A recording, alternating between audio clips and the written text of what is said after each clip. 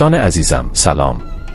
امروز یکی دیگر از چهره‌های بزرگ تاجیکستان را برای شما معرفی می‌کنیم. شاه میرزای خواجه محمد 18 فوریه سالی 1949 در تاجیکستان به دنیا آمده است. او پس از ختم دانشکدهی تاریخ دانشگاه آموزگاری شهر خوجند، مدتی آموزگاری و سپس به کاری روزنامه گذشت. طول فعالیت طولانی در مطبوعات در چندین رسانه‌های بانفوذ تاجیکستان فعالیت کرده بود. تا کنون از این محقق و نویسنده کتاب‌های زیادی منتشر شدند. حالا بیایید برخی از آثار او را که اساساً در تاجیکستان نشر شدند معرفی بکنیم.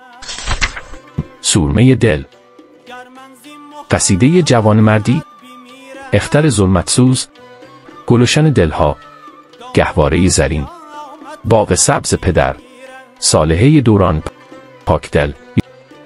یادآور می‌شویم که شاه میرزای خواجه محمد بیشتر در موضوعات فرهنگی و اجتماعی می‌نوشت و نیز تصویر زندگی شخصیت‌های شایسته‌ای تاجیکستان از بخش‌های دیگر ایجادیات او هست. تا کنون از این نویسنده نزدیک به 1000 مقاله در مطبوعاتی جمهوری به نشر رسیده است. او برای تألیف آثاری در زمینه مردمشناسی و پیکار تاجیکان در جنگ بزرگی وطنی از سوی آکادمی قفقاز با نشانهای لیرمانتوف و مدالی 200 سالگی همراه شدن قفقاز به روسیه تقدیر شده است. آقای شاه میرزا عضو اتفاق ژورنالیستان اتحاد شوروی و عضو اتفاق روزنامه نگاران جمهوری تاجیکستان بود. این ادیب و روزنامه‌نگار 29 آوریل سالی 2022 درگذشت.